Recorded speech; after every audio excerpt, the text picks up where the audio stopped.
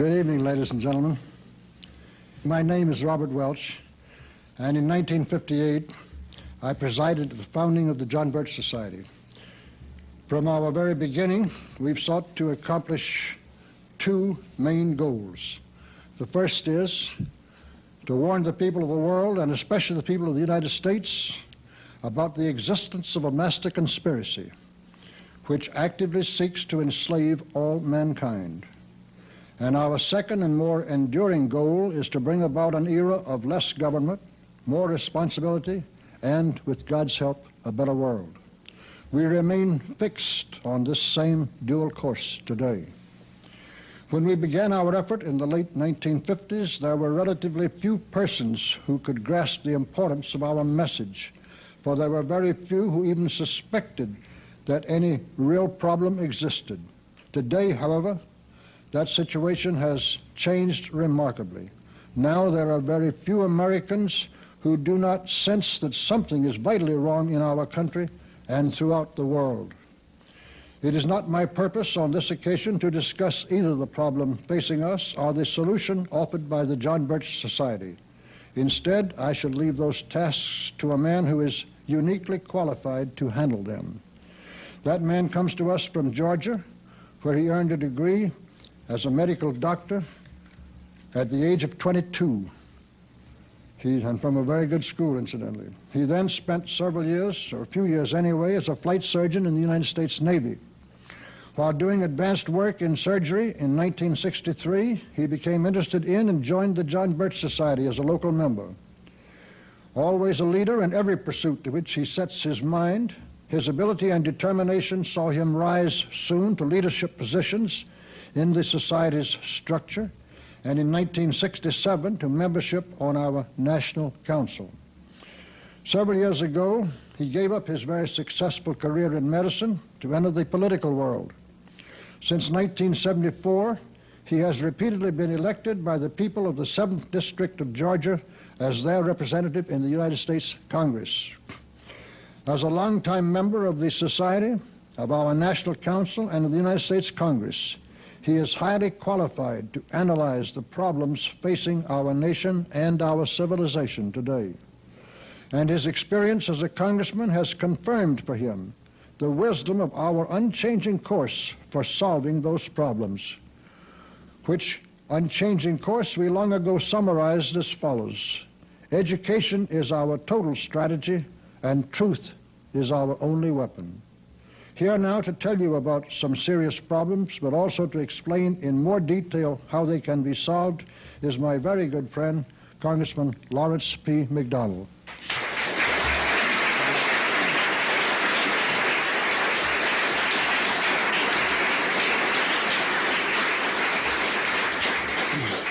Thank you very much, ladies and gentlemen, and thank you, Mr. Welch. I'd like to express my appreciation to all of you today who are here in this gathering and who have given up your time and many of the competing areas for your time to come out and to discuss and to review some problems that we face as a nation. I'd like to express my appreciation to those who, through the magic of television and videotape, are also able to join in this presentation. You know, a few days ago, in riding in Georgia with my administrative aide, I mentioned that we would be having this presentation and some of the frustrations that such a presentation brings. Because in the past years, 10 or 15 years ago, in speaking before an audience, it was first necessary to review many of the problems of around the world and what transitions taking place in our land. On such an occasion, it would be for the speaker a foregone conclusion that would have to spend perhaps an hour or so in a rather monotonous, steady review. This was somewhat frustrating because you knew that in advance there would be that hour-long presentation regardless of the audience in instance after instance before you could even get into the area of solutions. But he mentioned that 10 years ago this was perhaps a great problem because that you did have to spell out in great detail. 5 years ago, in most audiences, there was greater understanding, but it was still necessary to draw a rather clear diagram. But today, I think more and more people across our land are realizing that we as a people and as a nation have some very serious problems. And there's not a great deal of understanding about what steps might be taken to reverse these problems, but nevertheless, there is an understanding that we as a nation must reverse our present course. So I guess you could say there's the good news that more people are waking up today to the fact that there is a problem. The bad news is that the problem to which they're awakening is much worse today than in times past. We're able to meet tonight in this gathering because a little over 200 years ago, those 56 men came together in Philadelphia to join together in a move for independence because they felt that there were two basic problems in the land. First, that taxes were too high and there were too many controlled by the kings and the king's agents over their day-to-day affairs. And because of these concerns, they were willing to come together in a move for independence, signing that document pledging their lives, their fortunes, and their sacred honor. They kept that pledge, even though some of them made tremendous sacrifices. A number of them were quite wealthy, and they saw their fortunes swept away. Some of them died penniless, in the case of Thomas Jefferson, able to just pay his debts, and others died in great debt. They made that great sacrifice in giving us this new land and new government, a government and a society of which had three major pillars of strength, the first being that of a concept of right and wrong, a legal right and wrong in society that was founded on the principles of a constitutional republic, coming from the Latin word res publica, meaning the public thing, in this case the law being the Constitution of the United States. It was a unique system of government, and because down through the ages, and certainly today all across the world, most governments, right and wrong is based upon the judgment decisions of men, whether it's the ruling junta or the Politburo or the Star Chamber or the Council of Elders.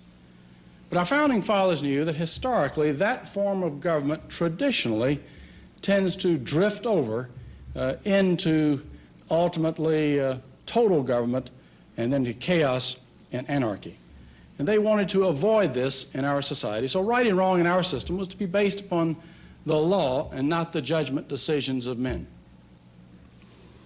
And Thomas Jefferson said, to spell this out further, yes, we did produce a near-perfect republic, but will they keep it? Or will they, in the enjoyment of plenty, lose the memory of freedom? Material abundance without character is the surest way to destruction. Rather frightening, you know, when you look around today and you realize that many of our friends are so very busy enjoying the good life. I think we all enjoy the good life, and it's a lot of fun to be able to go out to the lake with a family or to have the picnics or to gather with friends. But I think too many of our friends and neighbors have not been willing to take the time and make the effort to protect the system that allows the good life to be possible. And that was the challenge and the warning that Thomas Jefferson gave us. The second pillar of our strength rests upon a basis or system of prosperity which came to be known as a free enterprise system. I think it gains its strength not because it is a system, but because of the lack of a system. In short, the government was to stay off your back and out of your pockets, or to stay away from the farms, away from the businesses, away from the professions. The government was not to be involved. We've seen a great change in my lifetime, certainly in the 20th century, away from the limitations placed upon our society by a Constitution, and most particularly a Bill of Rights, which were essentially negative documents restricting the growth and activities of government. Today we find the federal government involved in the professions, telling doctors how to doctor and telling teachers how to teach, and as one wag said, telling carpenters how to carp. But we have seen the tremendous growth in government in the 20th century, an explosive growth far beyond the boundaries imposed by our Constitution. Today, there's hardly a single area of activity in this country or indeed around the world where the United States federal government is not involved. This has produced, of course, an explosive growth in the cost of government. Politicians are reluctant to raise the taxes directly to pay for that explosive growth. This means deficits. And out of the deficits, we have a growing national debt, where today just servicing that debt has become the third largest item in the federal budget. And to further service the debt and the creation of new money, we have had the development of a central banking apparatus, in this case the Federal Reserve System. Now, our founding fathers had a great argument over this point of the question of a central bank, and there's been argument down through the decades on this point. But one thing that is very clear with the development of this, it has become the engine of inflation. Thomas Jefferson, in warning about the question of a federal debt, had this to say: "I place economy among the first and most important virtues, and public debt as the greatest of dangers to be feared. To preserve our independence, we must make our election between economy and liberty, or profusion and servitude. If we run into such debts, we must be taxed in our meat and drinks, in our necessities and comforts, in our labors and our amusements. If we can prevent the government from wasting the labors of the people under the pretense of caring for them, they must become happy." I think the emphasis on that has to be that last sentence, that if we can prevent the government from wasting the labors of the people under the pretense of caring for them, they must become happy.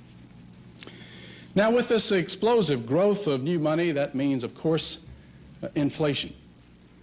Now, I know that many people are being led to believe that politicians in Washington during the political season are going to save us from the ravages of inflation. Perhaps if you only remember one thing tonight, I hope you will remember at least this: that politicians do not fear inflation. They love it, because inflation is the mechanism that allows them to expand the currency, to satisfy, to make up the deficits that allow them to pay for the expanding federal program, to satisfy the special interest groups, to guarantee their elections. Politicians do not fear inflation. They love it. It is the mechanism for buying votes, in so many cases, to ensure their re-elections. So many people today have the attitude that inflation is a problem of rising prices. Indeed, we are led to believe that this is the case. And as long as we lack an understanding of basic issues, we will continue to be plagued with problems like inflation. But saying that inflation is like rising prices is just about as foolish as saying that wet streets cause rain. It's the other way around. Inflation is an increase in the money supply. Who causes inflation? Well, two groups. Counterfeiters can cause inflation when they run off pieces of paper in their basement, printing them up, passing them out in society, because by so doing, they steal from society as a whole. Federal government, to make up the deficits, servicing the deficits, and creating new money, whether by direct printing press or bookkeeping entry or borrowing from the capital markets, also is passing out new money without backing. The principle of immorality remains the same. Counterfeiters, we catch them, we put them in jail. In the case of government, we frequently return the politicians to office, praising them as great humanitarians in their process of expanding the money supply. This tremendous growth in inflation, in government, has brought us the deficits and debt exactly that as feared by Thomas Jefferson and many other of our founding fathers, to where today we have the greatest debt in the history of the world, approaching officially $1 trillion. But you know, when you go to the areas of unfunded liability, you're looking at a debt approaching $8 or $9 trillion. If you handle the government accounting in the same way that you would handle in the case of a private business or profession, in the area of promises made but money not in the till, you're looking at a massive debt of 7, 8, or 9 trillions of dollars. The interest on the debt is today the third largest item, as I mentioned, in the national debt, in our national budget, costing us at a rate of over $2,300 per second, 60 seconds to the minute, 60 minutes to the hour, 24 hours a day, 365 and a quarter days a year. You know, just to cover this takes about $60,000 in time just to review the massive importance of the cost to the taxpayers just by that third segment of the budget. With the growth of government, we have seen a strangulation of our productive society with agencies such as EPA, OSHA, and many others, that vast alphabet soup in Washington. We're finding that American productivity is grinding down to the level of stagnation. Competing countries such as West Germany, Switzerland, and Japan are expanding their productive capability per person at a rate of 10, 12% steadily right along. This has meant that in the competitive world of the world markets, that we find that American goods have increasing difficulties. Well, the simple answer that many people propose is the way to solve this, of course, is just simply higher tariffs. But you know, the last time we adopted that philosophy was back during the late 20s, early 30s, and with the Smoot-Hawley Tariff Acts. And most economists will agree that the great worldwide depression was linked to the tariff wars of that period. There wasn't anything very good about the last great worldwide depression, and I certainly don't think that many of us would agree that we need another one today. There's been a basic shift in the philosophy of our society and philosophy of government away from the concept of the government's function to protect life and property and over to a concept of government being the agent for the redistribution of income.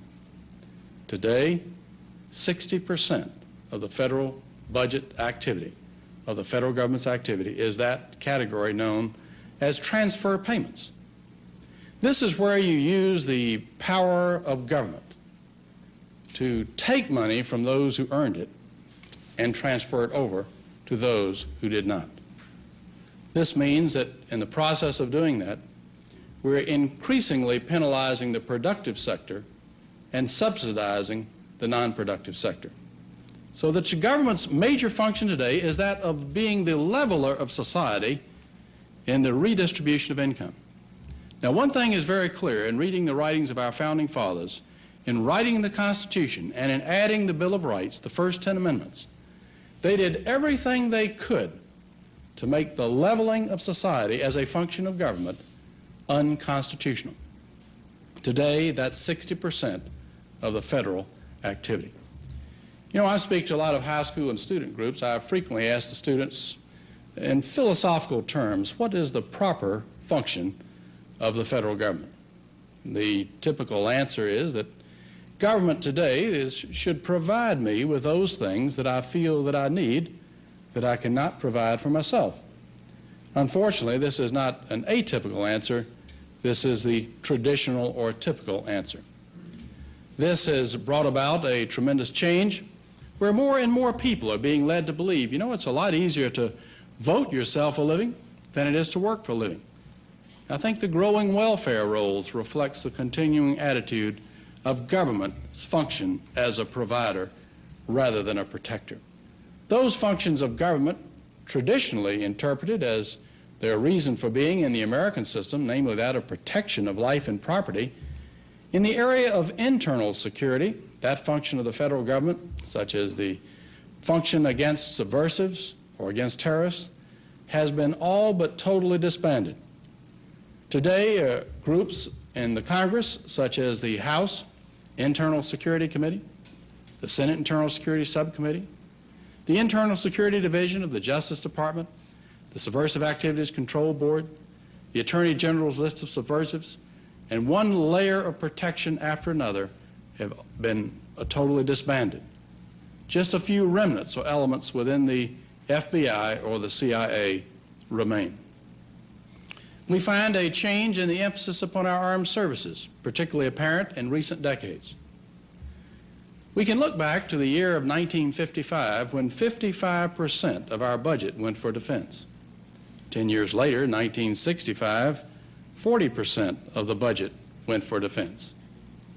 10 years later, 1975, 25% of the budget goes for national defense. Today, about 22 or 21% goes for defense. And yet, in our Constitution, in the preamble, it makes it very clear that it will be the government's function to provide the common defense and to promote the general welfare. By this, they meant a climate by which individuals would have an opportunity to make of themselves that which they would. We today have the verbs reversed. We have the feeling that is somehow to promote a general climate of protection, but to provide for the general welfare. I think many people have it reversed and confused. That section of the Constitution, Article 1, Section 8, gives the Congress the authority to raise the armies and navies necessary to provide for the common defense. In the United States, we are spending roughly 6% of our gross national product on defense. The Soviet Union, by comparison, is spending roughly 17 to 22%. It's difficult to say exactly, but 17 to 22% on their military effort. It's interesting to compare in history because Nazi Germany, at its height, was able to get up to 15%. Well, I suppose the obvious question is, if Nazi Germany was able to reach 15%, how is it that the Soviets were able to go 17 or 22%? Well, the answer to that, in part, is that the Western institutions, banking institutions, and various lending agencies have transferred money to the Soviet Union and to Eastern Europe to the tune of between 60 and 80 billions of dollars. And in addition to that, there's been a massive transfer of technology, allowing the Soviets to leapfrog much of the early development, research and development testing of new systems, new engineering systems, new electronic systems, and weapon systems. But in my lifetime, we've seen a tremendous shift in the government away from the concept of protection to where the major function today is to provide. Our founding fathers gave us a third pillar of strength for our new nation, and that was a concept of morality based upon a biblical basis or concept, hearkening back to the Ten Commandments of the Old Testament and the teachings of Christ in the New. In other words, this was to be the glue or the matrix that was to hold our society together. Now, as a member of Congress, I can tell you that hardly a week goes by that some member doesn't stand up on the House floor and to shout out that you cannot legislate morality. Of course, if you mean that by legislation automatically people will be good, I would agree. But it's really a trap laid for fools if you stop and realize that all law is morality enacted. The only question is, what is the basis of that morality? We were founded on the concept of a biblical basis of morality upon which our laws were to be based. Going back once again to the Old Testament, Ten Commandments, and the lessons in the New Testament. But in my lifetime, we've seen an increasing shift to a new basis of law and morality, that of humanism. Today, many people are rather confused about humanism because it sounds somewhat like humanitarianism. Humanitarianism is a logical concern about the welfare of your fellow man, a just concern about the problems of your neighbor. But humanism is entirely different. Humanism means kicking God out of the universe and replacing that vacuum created by kicking God out with man and man's technology. And therefore, right and wrong under the humanist is no longer to be based upon any eternal truths or eternal verities, but instead to be based upon whatever seems to benefit man at that time, or man's agency, which is government. This has been the shift in my lifetime. It's very evident, of course, in our textbooks, in our schools, certainly in our entertainment industry, and you would certainly have to say in the laws passed by Congress today. Sad to say, you even sometimes run across some pretty strong passages of humanism in much of the church literature available in many of our churches. Now, I must admit, I'm not much of an advocate or a supporter of Karl Marx, as you probably would imagine. But it was Karl Marx that said that humanism is Marxism and Marxism is humanism. And in that, I would agree. The most malignant form or militant humanism we have seen in the 20th century, that of international communism. But every person here and your friends and neighbors have a very clear responsibility in this changing crisis, the challenge before us, to become actively involved and demonstrate their own personal responsibility. The question is, what is the most efficient and effective way to discharge that responsibility? Lenin passed away in 1924. However, before his death, he laid down a three-step program for world conquest, accurately paraphrased and summarized as: first, we will take Eastern Europe, and second, the masses of Asia, and third, we will encircle the last bastion of capitalism, the United States of America. We will not have to attack. It will fall like overripe fruit into our hands. Well, principally as a result of the turmoil following World War I and the chaos and some of the changes that took place at that time, old Tsarist Russia was able to fall under communist domination. And what was known as Russia became the first victim of international communism. They were able to spread their control to surrounding areas such as Armenia, Azerbaijan, Georgia, Belarusia, the Ukraine. And then in the late 1930s were able to expand to the Baltic states of Estonia, Latvia, and Lithuania.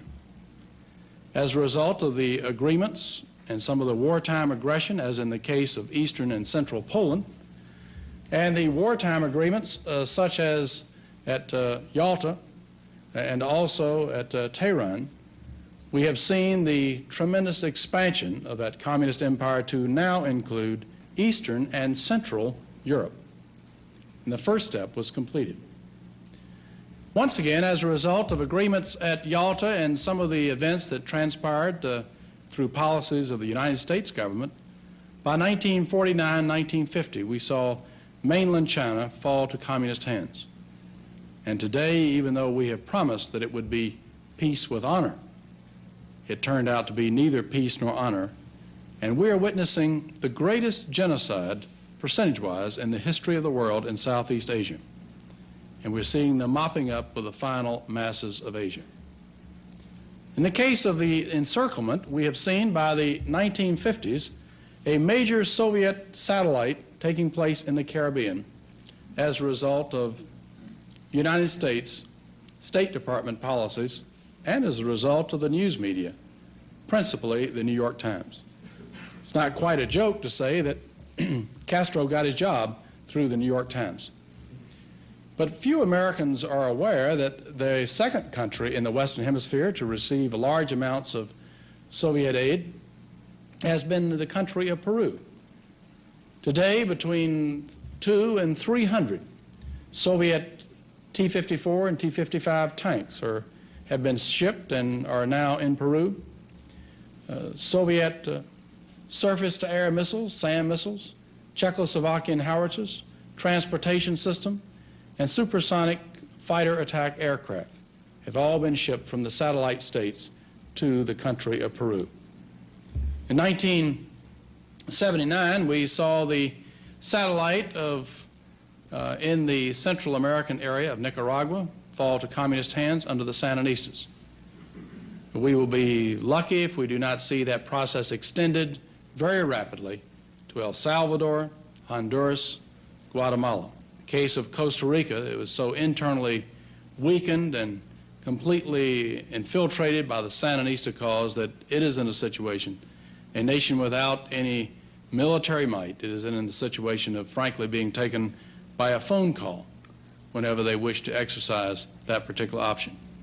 These are transitions that are taking place in our lifetimes. taking place in these months, with the possibility in the very near future for tremendous pressure to be brought upon our southern neighbor, Mexico, with the vast potential of a tremendous refugee problem developing as a result of turmoil in Central America extending up into the Mexican area. These are the changes taking place. Now, how to change this? Well, we all are anxious to be effective and efficient in this, and the best way as individuals we would have to recognize is by changing policies in Washington, because Washington is the key. But Washington is divided into three separate branches of government: the executive branch of government, the president and his cabinet, and that vast bureaucracy of HUD, of HEW, which has now been divided into a brand new satellite bureaucracy, the FCC, IRS, and so forth, that whole vast alphabet soup. The executive branch agency today makes up 98% of the federal government. Second branch of the federal government, of course, is the judicial branch with the Supreme Court and the federal court structure. In my opinion, no amount of sacrifice by any individual here, or your friends and neighbors, of time or treasure is going to be able to change the problems immediately that we now find in the federal judiciary. That is going to be a long, slow process of reversal as we're able to reestablish constitutional law as the basis for legal interpretation and move away from social law as the basis. That will be a battle into the future. In my lifetime, we have seen parties come and parties go in the White House. But all too often, perhaps now by the opportunity of examination in retrospect, we have seen, whether it's Democrat or Republican, at the very top levels, the same forces seem to control in the White House. By default, this brings us down to the third branch of the federal government, legislative branch, divided into the Senate and the House of Representatives. And I think here is the tremendous opportunity in the Congress where we have a chance to make a change. Congress is the key. This is especially true in the House of Representatives, because in the House of Representative elections, those elections are very close to the people and cannot be readily changed or influenced or dominated by the national news media. Much of the media, in the case of an individual congressional district, is divided by small towns and small town media outlets. And here is a chance where, by building an informed electorate and understanding at the grassroots level, people can make a change and have that change felt in Washington. Now, my remarks in this presentation, and indeed my views, are nonpartisan. I think there's enough blame to spread around to all political parties, certainly in my lifetime. And let me add just a footnote here that the John Birch Society is not a political organization, in that it does not endorse or contribute to any party or candidate. In my various congressional races, I've never received a cent from the John Birch Society or an endorsement. But individual members of the John Birch Society you will find to be the best informed and most active in the communities, working for those candidates who are willing to spend their efforts and their energies to develop a reestablishment of our constitutional republic, a sound economy, and a strong national defense once again. The John Birch Society is non-political, but it is active in building understanding at the grassroots level. By way of background, the John Birch Society was founded in 1958 by Mr. Robert Welch, when he invited some 11 or 12 leading Americans to meet with him in Indianapolis to hear him out on a two-day presentation which has since been printed in book form, known as the Blue Book of the John Birch Society. And in this particular presentation, the first 40 pages or so was first a capsule review of the problems we face. And after reviewing the problems, the remaining 140 pages was involved in an effective, efficient, and honorable solution to those problems, based upon the need to build an informed electorate at the grassroots level. You know, Joseph de Maistre said that you get the kind of government you deserve, and I think that's a truism today. He said it in French almost 200 years ago. but it applies to America and the problems that we face. We lack an informed electorate.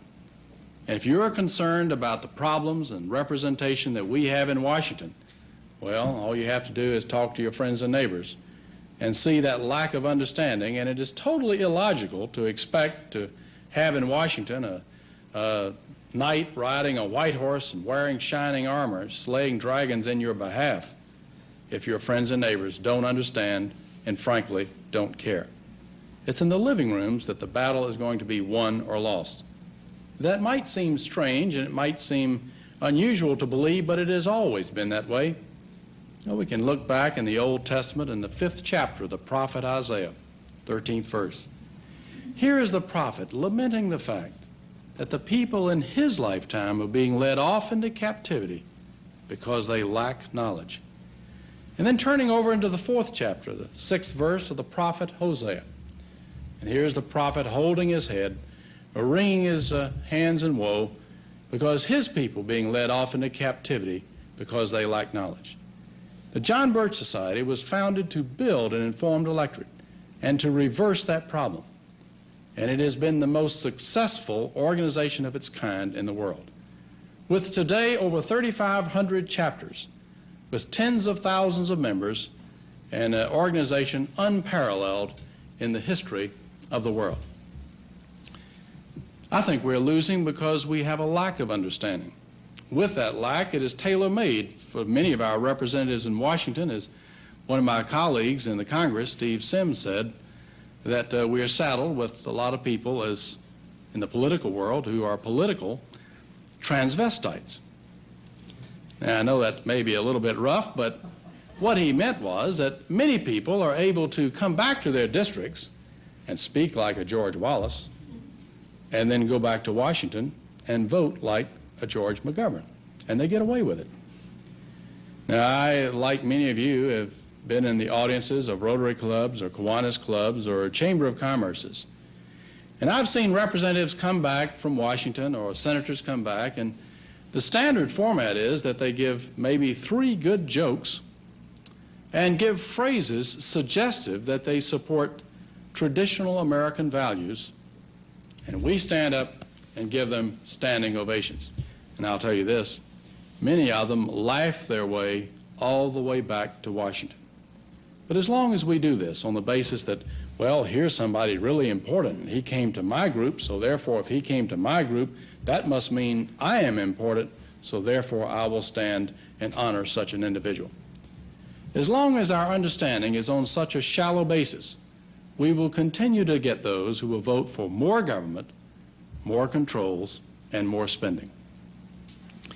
Now, I don't want to be too harsh on this point, but I, in my own mind, have always felt that people who are preoccupied with the presidential races are rather shallow in their understanding, or maybe even in some cases just a little bit downright dumb. You know, it's really rather easy once every 4 years to put a bumper sticker on for 2 weeks.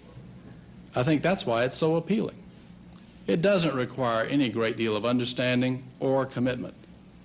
But to those individuals who are willing to take a look in the background of the issues and take a look at the voting and the representation of their representative in the Congress and in their senator, these are the individuals who deserve the great praise, and that requires a lot of hard work, day in and day out, not just at election time. But once again, the Congress is the key. Fortunately today, there are many avenues that are able to improve that activity. The John Birch Society has been able to very successfully form one of those ad hoc committees known as TRIM, with the acronym meaning Tax Reform Immediately. Because with TRIM, here is an organization that on a quarterly basis publishes the key votes of members of the House of Representatives on the issue of where they had an opportunity on a bill that it would have been viewed by a classical interpretation of the Constitution as unconstitutional, where the representative had a choice of voting for less taxes and less government, or more taxes and more government. Which way did that representative go? And without making any statement on whether which would be right and which would be wrong, TRIM has been active in publishing the record of the representatives. Today, there are over 300 separate TRIM committees. And as a member of Congress, let me assure you that they are having a devastating impact upon the members. Many members are changing their voting habits because of an active TRIM committee in their district. 5,000 is a minor nuisance when it's just a 5,000 distribution of TRIM bulletins. But when it gets up to 40,000 TRIM bulletins distributed every quarter to the people in that district, letting them know the voting record of their representative, that usually is the dividing point between a representative that gets elected or reelected and one that's going to have to step aside if he's been one of those who's been falling into the political transvestite category. In short, TRIM has been successful at making a division between the rhetoric and the record, stopping the political hypocrisy of those who've been able up till now to get elected saying one thing back home and doing a different thing in Washington, bowing to these special interest groups. Now, in Washington, referring once again to the Congress, let me give you my own subjective analysis of the House of Representatives. Not being in the Senate, I can't give you such a clear analysis of the Senate, but with the House, as you know, it is divided into 435 members. Now, to my own subjective evaluation, I would say that the House is subdivided into 3 separate categories. 2 of the categories are ideological groups. One category is non-ideological. Now, they all look and act like politicians. Whether you're looking or examining on the campaign trail Larry McDonald in Georgia, or Ron Dellums in California, or perhaps once upon a time a Bella Abzug in New York, all 3 will be active in the parades, shaking hands, passing out bubble gum, waving to people, and so forth. You might say, well, why do you do those silly things? The answer is, when you lack an informed electorate, so many of the people demand that you play the game. And many of the people will say, well, so-and-so shook my hand, but someone else did not, and so the one that did not must be a stuffed shirt, and so therefore I'll vote for the person who shook my hand. Now, you may feel that very few people vote on such a shallow basis, but I'm sorry to say that you are sadly mistaken. Many people, since we do not have an adequate level of understanding, many people do indeed base their vote and their support on such a shallow level. So when you're judging individual members of the House of Representatives on the campaign trail, they all look and act the same or quite similar. But when you examine or analyze the voting records of members of the House, it is on this occasion that you find the 3 categories evolve. In my own analysis, one category with about 100 to 110 members is philosophically dedicated to the principles or to the objective of building a totalitarian socialist order. Now, that group is subdivided into those who believe the way to get there is by revolution, violence, destroy the system, and upon the ashes we will erect the perfect totalitarian utopian state. Probably a larger subdivision of this group believes the best way to get there is by gradual change, gradually twisting and perverting the Constitution until someday the people will wake up and realize that they have this system and they're willing to accept it. Whether by revolution or evolution, the objective is the same: a totally controlled society where government will do the planning for the farms, the professions, the schools, and the communities. The central government in Washington will make the individual decisions of the marketplace. Well, there's another group that also is philosophically committed pretty much to the principles of reestablishing limited government as defined in our Constitution. In my own subjective evaluation, I would say that group is perhaps 35 to 40 members strong at the present time. Most members, about 300, fall into a middle category. They are philosophically committed to the principles of, are you ready? Getting reelected. Nothing more, nothing less. And they're guided by a wet finger in the wind. Incidentally, it's not the money involved. Some of you may feel that as a member of Congress, it looks like a magnificent salary, but many members have residences in the Washington area and one in their representative states. But it's not the money involved, in my opinion. I think it's the aura of prestige. Good morning, Mr. Congressman. Let me catch the door for you, Mr. Congressman. This, which is a very heady mixture, a very intoxicating force. And if that sounds strange, the illusion of power, or the concentration of power, has been perhaps one of the most intoxicating forces down through history, certainly in the history of mankind.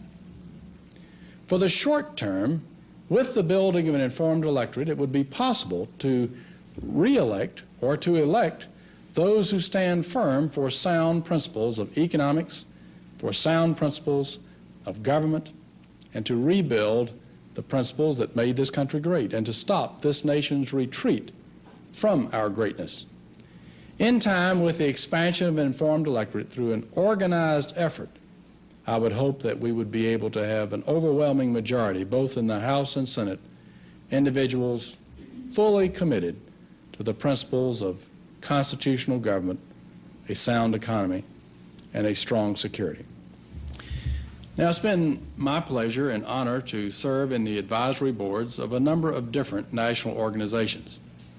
In my capacity in the advisory board of the various organizations, and as a member of the National Council of the John Birch Society, I've had an opportunity to compare these organizations, which have a similar objective, but have a different route in fulfilling that objective. The various organizations that I mentioned are essentially structured as an upside-down pyramid, with the members of the organizations, whether it's the American Conservative Union, Conservative Caucus, American Security Council, or others, the member is down at the bottom at the apex, and the national office, usually in Washington, is up at the top across the base. Now, when all is said and done, the basic function of the member at the bottom is to receive mail requesting funds to be sent up to the home office where a particular project is to take place. This fundraising function is usually handled by one of the major mail order or mail out type firms located there in Washington. Now, you might be interested in knowing that the standard fee for handling this service is usually a 60 to 90% takeout of the funds collected. For example, say you have a particular project that is being presented by this organization, a project that you have great interest in, and so you go down to the bank and you take out of your savings $1,000, and you send it to the home office to be able to fulfill that particular project. Well, the standard takeout in the typical contract today is $600 to $900 goes to the group that sent the letter. The remainder goes to the home office of that organization to have a purchase of the stationery, purchase of the stamps, for the salaries of the secretaries, the lease of the buildings, lease of the typewriters, to do whatever work is done there in the nation's capital or on perhaps a nationwide project. Now, in the case of the John Birch Society, it is organized as a traditional pyramid with the apex at the top and the base across the bottom. The apex referring to the headquarters of the John Birch Society, the national leadership in Belmont, Massachusetts, and the base at the bottom, the individual members and chapters of the John Birch Society, the chapters numbering over 3,500, and the tens of thousands of members being coordinated by the paid field staff now numbering over 80. And as an advisor to the various national organizations, let me say that these organizations would love to have that type of coordinated approach at the grassroots level, but they simply do not have the regular monthly bulletin, the individual chapters meeting on a twice-monthly basis, and the field staff to coordinate the activities. But there's another difference. The society raises its own funds, so there is not the 60 to 90% takeout fee that you find so apparent in the other national organizations organizations that in many instances have similar concerns to those of the John Birch Society.